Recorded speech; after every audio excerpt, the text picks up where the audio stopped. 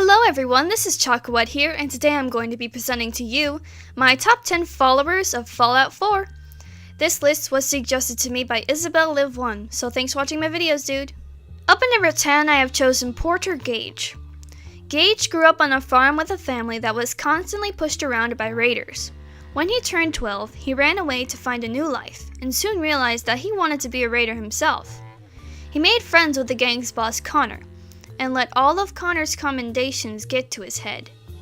He was eventually betrayed by Connor, but survived and made his way to the outskirts of the Commonwealth, where he helped unite 3 raider gangs and set forth on Nuka World.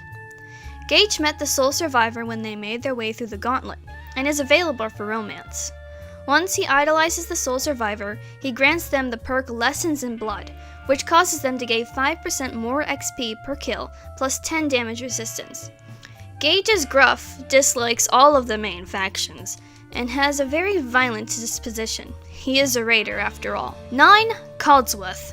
This faithful and dandy pre-war butler was reunited with the sole survivor after their cryogenic sleep in Vault 111. Codsworth was deeply affected by the events of nuclear fallout and the 2 centuries of isolation that followed. At first, he tried to pretend that nothing happened and go on with his day-to-day activities of housekeeping. Codsworth is generally benign and well-mannered, with his highest priority being the safety of the sole survivor, their friends, and family. Codsworth is available as a companion after the sole survivor visits Concord, otherwise he will remain in Sanctuary Hills. Maxing his affinity will grant the Robot Sympathy perk, which grants a 10-point energy resistance against robot energy weapons. 8. Robert Joseph McCready. The once mayor of Little Lamplight in the Capital Wasteland, Little Mayor McCready grew up to marry a woman named Lucy and have a little boy. Who would have thought? Little tyke. McCready got by as a hired gun until his wife was killed by feral ghouls. He ran away with his son until the little boy got sick. Then he went to the Commonwealth to look for a cure. He briefly ran with the Gunners, but has since left and is still harassed by them for taking jobs in their territory. He can be hired by the sole survivor in the Third Rail Bar in Goodneighbor. After traveling with him and earning his friendship, McCready will start his personal quest, Long Road Ahead, where he will ask the sole survivor to help him search for a cure to his son's illness. When he likes the sole survivor enough, he will give them a wooden soldier that belonged to Lucy, and grant them the Kill Shot perk that increases headshot accuracy in VATS by 20%. McCready doesn't like following a moral high ground, and instead prefers sarcasm and more selfish acts. He is available for romance. I'm just gonna give my 2 cents here. He's a dapper man, don't get me wrong, but he was a boy in Fallout 3. A tiny child,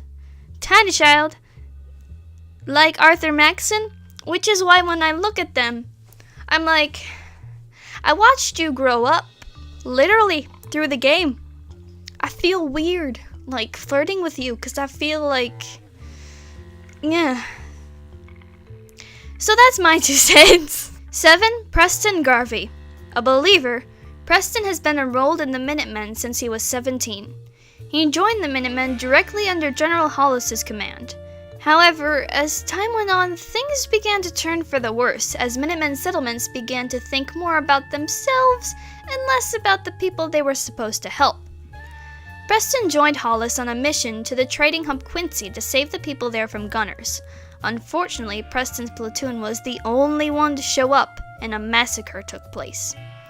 He was able to escape with as many people as he could, and has since been looking for a settlement for them. He met the sole survivor in the Museum of History, and they assisted him in escaping to Sanctuary. Preston is kind-hearted, honorable, and obviously suffers from depression. After the survivor helps their first settlement out, he becomes available as a companion. Preston is also an option for romance, and once his affinity is maxed out, he will grant the United We Stand perk, which increases damage dealt by 20% and grants 20 points of damage resistance when facing 3 or more enemies at once. 6. Deacon. Deacon was once a member of the University Point Deathclaws, a gang that harassed accused synths.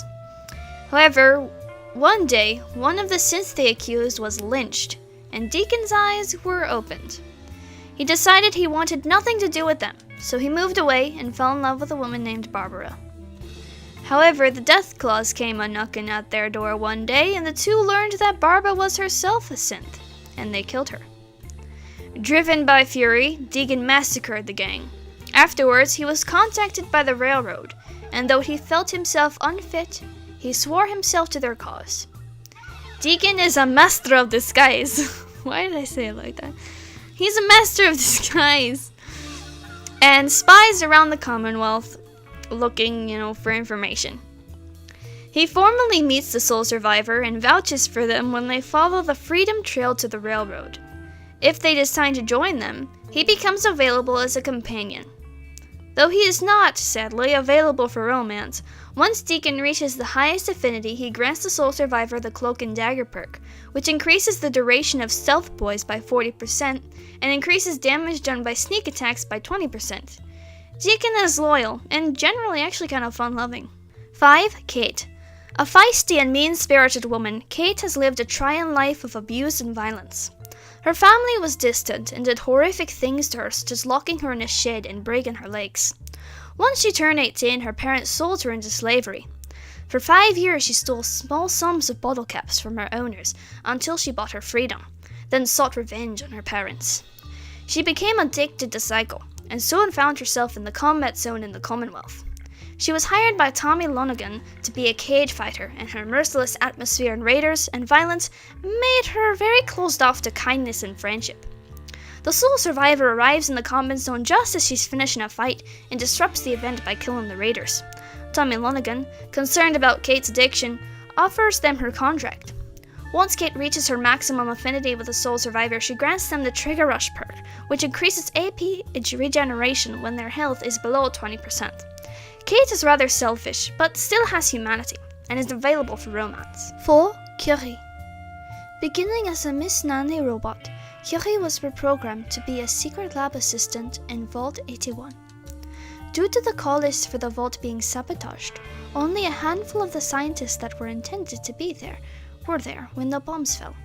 Because of this, Curie was given extra programming so she would be able to conduct her own experiments. Dr. Collins gave Curie personality traits from his friend Liza, as well as a French accent, instructed the other scientists to treat her as if she were human, and even assigned her a personal terminal.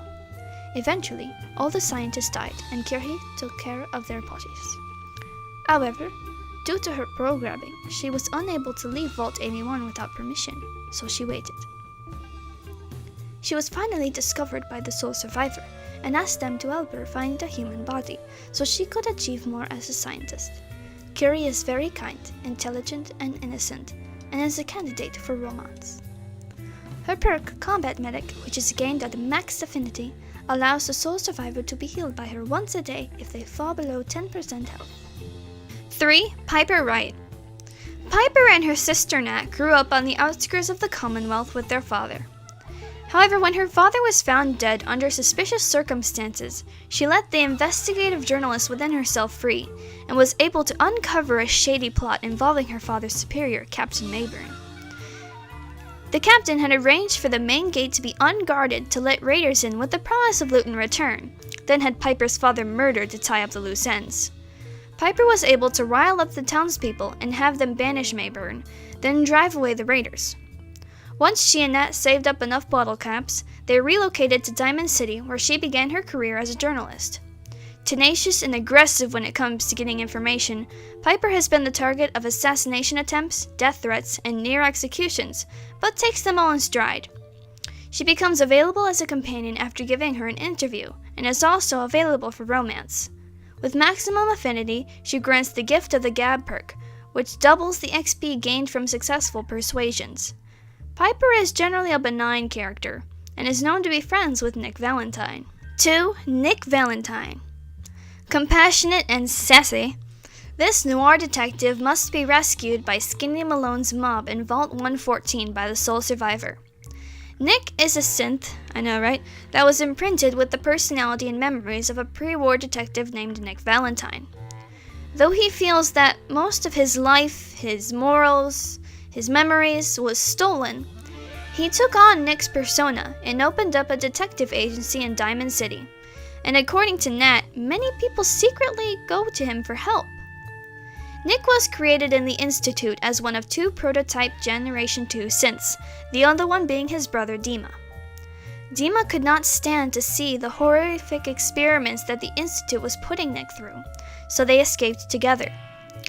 However, that was right when the Institute gave him Nick Valentine's personality, and he became quite hostile towards his brother.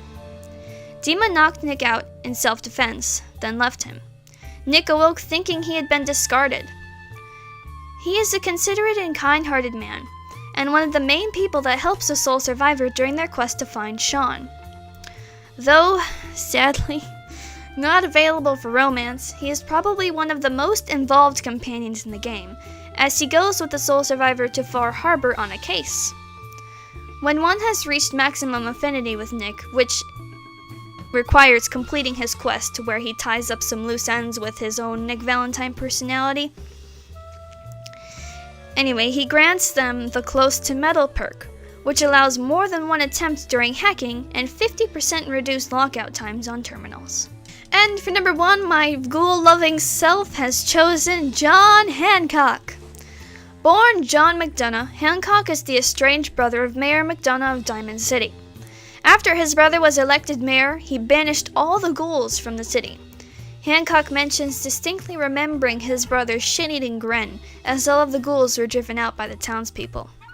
Being an addict, John already knew the safest routes to Goodneighbor, and helped some of the families he found relocate. Unfortunately, many of them just couldn't adapt, and they disappeared. When he first started living in Goodneighbor, the town was run by a ruthless man named Vic. After standing by while a man was murdered in the street, John got so high that he blacked out and awoke in front of the clothes of the actual John Hancock. That's right, the biggest signature on the Declaration of Independence, yo! Inspired, he claimed them as his own and took on the name of Hancock, riling up the people and executing Vic. He became the mayor of Goodneighbor. The soul survivor first meets Hancock the first time they walk into Goodneighbor when he kills a man named Finn who was harassing them. He becomes available as a companion if the soul survivor betrays Bobby No-Nose during the quest The Big Dig. Hancock is compassionate but also a bit of a bad boy, and is also available for romance. Yes! With maxed out affinity, Hancock grants them the Ice Stoked perk, which causes the critical meter to fill 20% faster if the soul survivor has contracted 250 rads. I hope you've enjoyed my list and found it helpful, and remember to like and subscribe. Bye! Do you believe in kissing, honey? You bet I do. Well, I believe in kissing, honey, when the moon is new.